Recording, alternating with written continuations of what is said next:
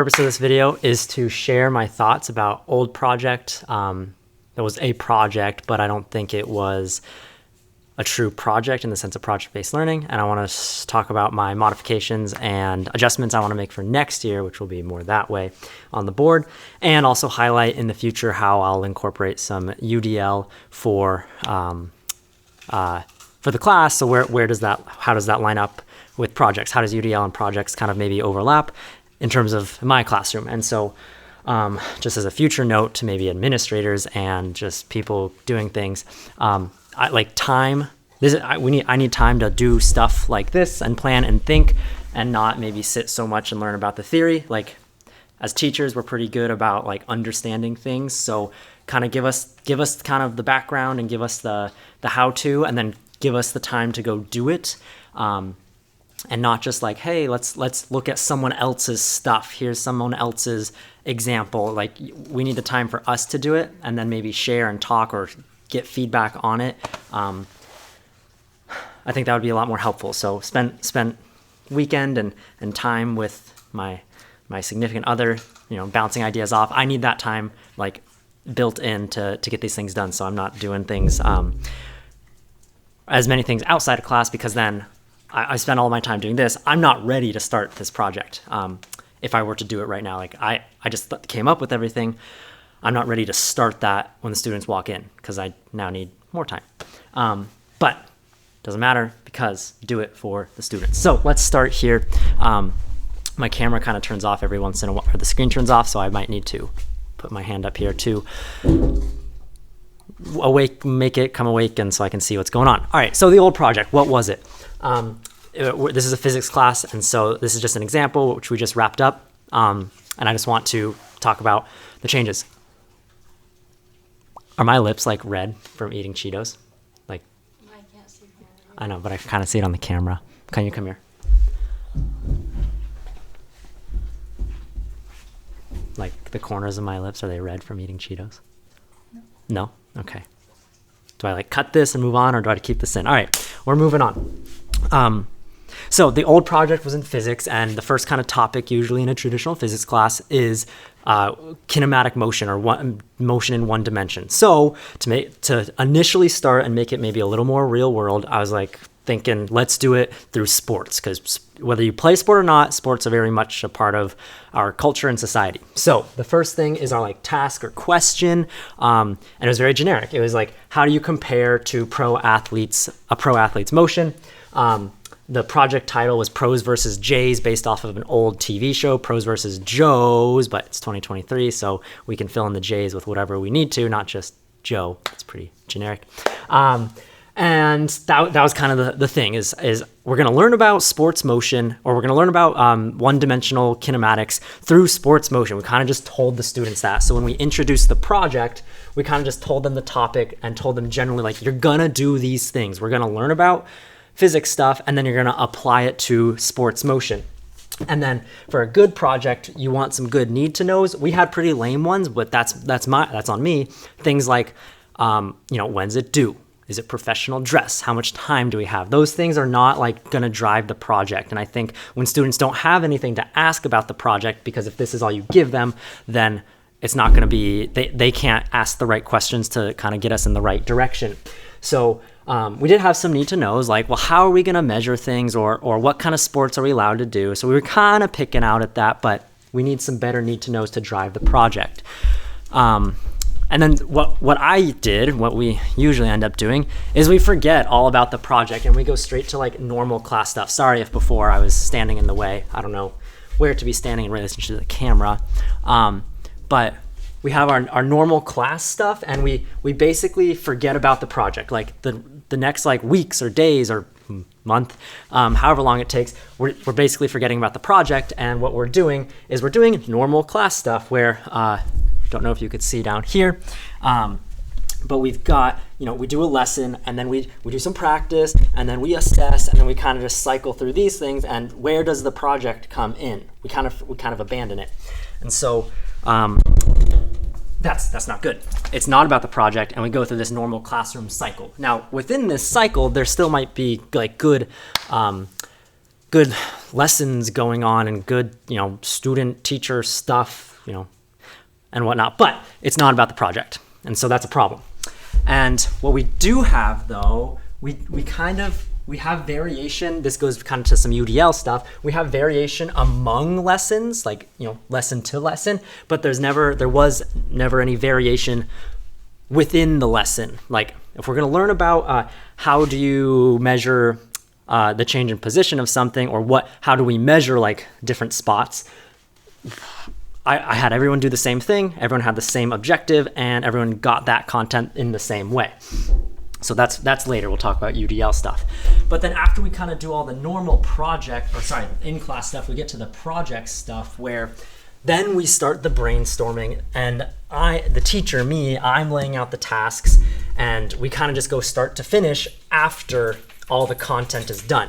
Now, there was some choice, some variation in what sport you choose and how you kind of do the analysis, and all teams had the same rubrics and criteria. So I think, as a good starting place, they could kind of go where they wanted. You just had to meet the different requirements in the rubric, which again, I create, so I got to make sure that the rubric is reflective of what we need them to do and know.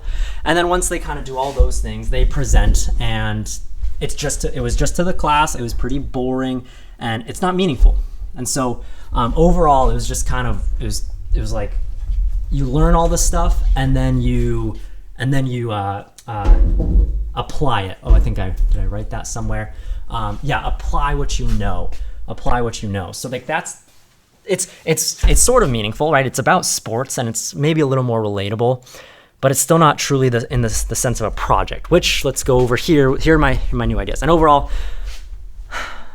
the project was not great. Like students did not have fun. Students didn't learn in the kind of style that a project should go in, or how it should be conducted. So it wasn't that great. It was kind of, for lack of a better word, it was kind of crappy, kind of not great. All right, so new project ideas would be here in blue. So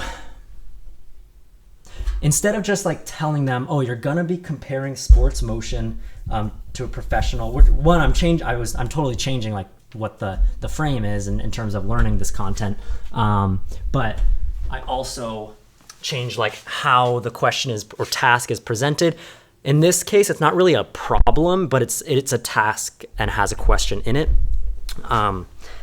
Other projects, which I can briefly mention at the end, like there might be a problem to solve, and like the whole time you're trying to solve the problem or complete the task, and the students are, well, we'll get to it. The students are kind of asking, hey, we need to know this thing in order to achieve the task. Whereas before, it was just like, we're just going to learn all the stuff, and then we'll apply what you know. So it kind of is kind of traditional, like learn stuff, get assessed, or apply knowledge. So we're trying to get away from that, or I'm trying to make projects a little more engaging and meaningful. So here was the new thing I thought of. We have our school is called Da Vinci, and we have Da Vinci TV. DVTV is looking for a new student sports segment to highlight the incredible motions performed in student sports events. And just as a side note, like the best segment, so that something they have to actually create, which actually works as their presentation. Also, it'll be a video. The best segment, I would have to talk to the media leadership group to get this done, but the best segment would get aired on the school's little television segments. So your task, the student's task, is to develop a sports segment. So like right away, that tells them kind of a style of what they need to be doing. That, and I might need to drop this down a little bit, develop a sports segment that highlights actual students. So that'll kind of tell them what they need to be doing eventually. But this is like the big thing is and this needs to be written out and worded better. These are just kind of the main ideas. Makes analysis and comparisons to highlight motion through physics, and you break down the movements and plays understandable by Da Vinci, their audience. So it's still very vague, and it's actually kind of similar to the original thing, but now we're starting to have an actual task. You're creating a sports segment that needs to do these things or present these things. I got to work on the wording, because when we get to the introduction of the project, or when we continue on, the need to knows should be related or should be driving the content in class. So we want to get away from the need to knows of like, when's it due? How much time is in class? How much time is outside of class? What materials will be given? Those are still important questions, but like for a classroom and a project to drive learning, those are useless. So, as a few questions I could think of that students might ask, because again, I haven't done this, I'm trying to improve for next year. We want things like, what motion is interesting? Like, we're gonna make a sports segment. We don't want, well, if you do some race walking, this is a sport, but it might not be as interesting. It's still analyzable, but maybe thinking about what is interesting. And so we generate that question, then we go back to the classroom and say, okay, what sports motions are interesting? And then we can start to develop ideas like, oh, when people run really fast, or when someone slides really far, when someone hits a ball really high, or when someone shoots like a half-court shot, like those motions are interesting. And then what we can do in class is we ask more questions. Well, how do we measure motion? If we're talking about like a slide in baseball, like they're sliding into the base, or in soccer, like what parts about that motion are interesting? And then that's where we can actually start some content. Like, well, they go some distance. So in physics, let's go do some lessons to talk about how do we measure and describe and what vocabulary relates to distance and displacement. And then we can start to add some ideas about time and velocity. And then how do we compare motion, talking about things like graphs. Graphs are important, and tables. How do we display it? Again, graphs. But we're looking for content questions. Like when someone's running, they're not running at one speed. So eventually we can get to the question is like, how do we measure someone speeding up? And so then we go and talk about, okay, there's this thing called acceleration, but what is acceleration? Let's go do some lessons and activities and some math or a lab activity to discover like some relationship between acceleration and velocity. What does it look like? What do different types of accelerations look like? And that's what's driving the content, versus I'm just saying it's totally separate. Okay, in physics, you've got position, velocity, acceleration. Here's how it looks, here's what you do, here's some word problems. And then you say, okay, now go find a sports clip and go find acceleration, blah, blah, blah. It's now the students are trying to drive, and it's like, if we need to know about, it's really interesting when like a basketball shot, the farther across the court it is. Well, what are we looking at there? Well, we're looking at distance, so let's talk about that. And then time, like a pitch in baseball. Everyone's got to throw the same from the mound to the plate, but it's really about the time, if it's really fast, or even if it's really slow, like that's interesting too, because there's the different types of pitches. Moving on. So class time would look different. It wouldn't just be front load all the information and then get to the project stuff. I've done that in the past and it works, but it's really not as meaningful. We're not like saying, what do we need to know and figure out in order to make this segment and make it interesting, and of course meet the requirements based on the physics side, which that's where you might also introduce the rubric to say, okay, in addition to just the main task, here's kind of how you're going to be assessed. It doesn't tell them like what the content is, but it also kind of picks at what they need to also be doing. Because you could probably make a cool sports segment that has nothing to do with like the physics that they want to demonstrate they know. So we do have to have some way to make sure they are doing that. But for class time, and sorry for the glare from the lights, the topics and lessons are driven by the student questions. And this is where it gets tough, because what if the student asks about acceleration before velocity? You do need to know, you don't need to. You can talk about acceleration without knowing about velocity, but it's very helpful to know about velocity. So what will students ask? What do I need prepared for tomorrow, right? Like what if I'm predicting they'll ask about one thing and I have all my papers printed out and all my copies ready for what I think they're going to ask, and they totally go somewhere else? It wouldn't be as authentic if I didn't listen to them and say, okay, we're questioning this. Let's go look at that. So that's what's going to be tough. Like, how do I have everything set up and ready? That's just another issue that we can start to work towards or work on figuring out. So we're driving class time by trying to accomplish the task or question or solve the problem. And so what the cycle in class looks like is ask questions. We got to ask questions about like, how do we measure motion? What is interesting motion? And then we will, you will do some normal learning, if we want to call it that. And there still will be some practice and check, and we'll get to the UDL stuff in a moment. But you're asking the questions to kind of uncover the lessons that we're going to get to anyways.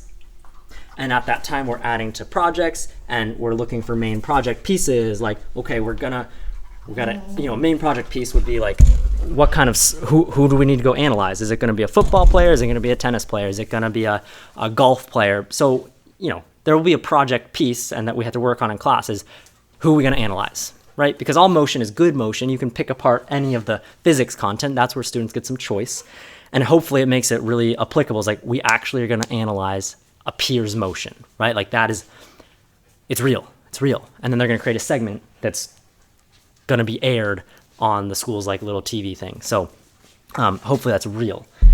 So we're adding to the project, and then once they like have, maybe they have their motion, and then they can start to do some analysis, like what can we analyze about this motion? Well, that's when we get back to the asking questions, and we get to the learning, and then we revisit the question, like, have we done all the things? Have we completed all the things for the task? Have we checked the rubric and ask questions like, okay, you might spend all the time just analyzing the velocity of something, but like as a physics class, we need to talk about acceleration. So, we got to squeeze in acceleration. So we go back and we say, have you covered all these things to add to your segment? And then you might need to ask about that. It's like, how do we display it? Big lessons would be through, graphing and creating graphs and going measure the motion of a cart down a ramp. You can still do all the normal physics stuff and then bring it back to the project. Okay, we've analyzed how a ramp or a cart moves on a ramp. How is that similar or different to the motion you are analyzing? And that also adds a layer of critical thinking, right? It's like, we see one thing, is it similar, different to what we're doing? And if you can make those distinctions, that shows the student shows the teacher that they know what it is, or what topic it is, or what content there is to make those distinctions. So that's how class cycle would go. And then finally, the presentations is showing these sports segments, and it also gives a little flair to the presentations, because we can go look at actual sports segments, and the analysts are usually sometimes they're super serious and super in depth. Sometimes they're pretty comedic. And lively. So that would add a little bit of flair where students get to do that. And also practice, like, how do you convey this motion? How do you break down these ideas for an audience who may or may not have taken physics yet? So that brings us to maybe some UDL stuff. It's like making sure all the students know what's going on. Let's see if I can lower this. All right, this might be as low as it goes, so I'll just hold it. All right, so for UDL and projects, instead of we just have, a lesson and everyone's like, for this thing, everyone's got to read, everyone's got to do the 5 practice problems related to whatever they just read, and then later on we assess them, whether it's, right after, or maybe it's like more of a bigger assessment later on, but we assess normal things like feedback, okay, checking the assessments, okay, let's go back to, like, we can still do a good, like, learning cycle to make sure you have all the content, but it doesn't have to just be everyone's doing the same thing, and that's what we're focusing on, is this UDL idea stuff. So what we want to do is we still want to ask our questions, and this is where I was doing a lot of thinking, where ask the questions. Okay, we need to go learn about acceleration. What kind of lessons can we do to show that? What kind of activities, what kind of labs? There'll still be those things, but what we want to do is maybe try to give them performance tasks, like identify the relationship between acceleration and velocity, and like how can you calculate it and be able to calculate acceleration in various scenarios. So that's like what they need to be able to do. It doesn't have to look like a lecture or a video or a reading. What it could be is they have the option of all 3. And so there's a little bit of work on the teacher's end to provide those options, but ultimately we say, here's how we could assess you. Maybe it's a handout with some problems, or a task like find and analyze the acceleration of this car. And what they could do is they could do it on paper. They could type out their information. They can meet with the teacher and show that they know it. So there's different ways to know it. But in terms of how they're getting the content, class could look different. we provide some videos going over acceleration, provide some readings, provide some practice practice without the E. We provide some practice to work on that task, and ultimately we need to assess them.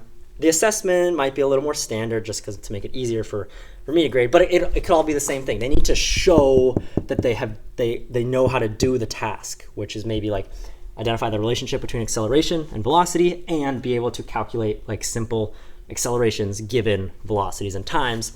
And what's important here is we don't move on until they've done this task. And in the lessons, we might have gone over velocity or we might have gone over position or graphs. Students can be moving on and working on other things. And in class, it's not everyone's doing the same thing. I might be helping out with a smaller group lesson, lecture kind of style thing. Some students are working on watching some videos, or I say, hey, we didn't quite get this. I know you did the reading, but let's go check out the video and kind of get them to where they need to be. And in class, usually we say, okay, Monday, we're doing practice problems about change in position, and they're due tomorrow, and then we're moving on to velocity. Well, they might not be ready. They might have other things going on in their lives, and they just might not be ready. So what we want to do is maybe set larger benchmarks for activities like labs and demos and project tasks. Like we're going through the content, students can kind of work on some other tasks that we've kind of unveiled after asking questions and move them along, and then set benchmarks like, okay, Thursday, we're doing this lab activity with the carts. You need to have done this, this, and this in order to get the most out of the lab. Of course, students still might not be there yet, but that gives them an idea of what they need to get done and what I can help them out in class. Or maybe we're going to start working on, you need to like find one bit of acceleration in your sports motion, and as a team, you're going to analyze it. Well, you need to have done these tasks to show that you can contribute and help there. Then we add to that project, and then we go back, look at the rubric, look at the task they need to do, and then ask some more questions and kind of cycle through. So it's gonna be a little in and out, but in terms of what we're doing in class, less control and less kind of I know what's gonna happen. So what that might not mean, or what that might mean is in my weekly agenda, I might not know on Monday what we're doing Friday because students might take us here or take us there. So these are kind of my thoughts. I think for if I got any students watching this, the big change I would make here is really just the overall scope of the project about this DVTV piece. I think that would be interesting. You can leave me a comment or let me know in class if that kind of sounds interesting. And then on the kind of teacher administration, teaching philosophy side, what we want to do is kind of, back this way, is work on the UDL stuff where we kind of come in and out. We come in and out where not everyone's going to be in the same spot, and we're meeting them where they are and offering these different options. Some students can continue on and kind of check off the things that they need to do, and I have the checks, what that looks like in class I'm still working on, but it's not going to be we're all in the same, we're all in the same boat, and I'm just doing the same thing with everyone. We might have some people, in their own little skiff doing this and that, or someone's lagging behind. It's my job, right, to provide the activities, lessons, videos, readings, practice, structure class so that we can throw the rope out and kind of pull them back in so we can have everyone on the same, at least, content boat and not necessarily what we're doing in class. So for future projects, two things I'm thinking about are a bioplastic project where in previous it was a little more engaging, but it was just make a bioplastic that's made of a renewable material and can be degraded like in the ground, or doesn't exist in a landfill for hundreds of years. It's still a task.